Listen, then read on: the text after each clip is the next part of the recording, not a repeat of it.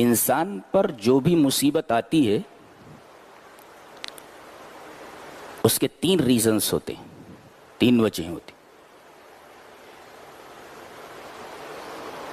پہلی وجہ وما اصابکم من مصیبت فبما کسبت ایدیکم، یہ جو تمہارے اوپر مصیبت آئی ہے یہ تمہارے ہاتھوں کی کمائی ہے. تم نے کرتوت ہی ایسے کیے ہیں کہ یہ مصیبت تمہارے اوپر آتی. یہ تمہارے کسی گناہ کی سزا ہے. تو ایک مصیبت تو آتی ہے جو کسی گناہ کی سزا ہوتی ہے. یہ آیت سورہ شورى کی ہے.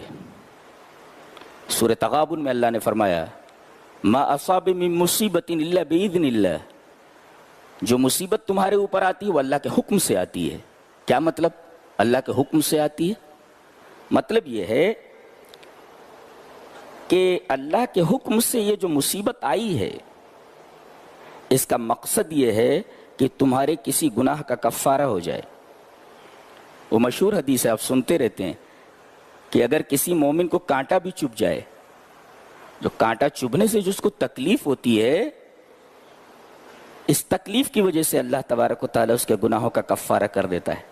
تو ایک مصیبت آتی ہے آپ کے گناہوں کو مٹانے کے لیے آتی ہے. یہ مصیبت بہت بڑی رحمت ہوتی ہے. اور تیسری وجہ اور تیسرا ریزن بہت ہی عجیب ہے، غور سے سنو. اللہ تبارک و تعالی نے کسی بندے کے لیے کوئی اعلیٰ مرتبہ مقرر کیا ہوتا ہے. کیا مطلب؟ اللہ اپنے بندے کو کوئی اعلیٰ مقام دینا چاہتا ہے اور اسے معلوم ہے کہ بندہ اپنے کسی عمل کی وجہ سے اس مقام تک نہیں پہنچ سکتا، تو اللہ اسے کسی بیماری میں مبتلا کر دیتا ہے، اسے کسی مصیبت میں مبتلا کر دیتا ہے. عمل کی وجہ سے اس اعلیٰ مقام تک نہیں پہنچ سکتا تو اللہ اسے کسی بیماری میں اور کسی مصیبت میں مبتلا کر دیتا ہے. اس مصیبت کی وجہ سے بندہ اس اعلیٰ مقام کو حاصل کر لیتا ہے، اس اعلیٰ مقام تک پہنچ سکتا ہے.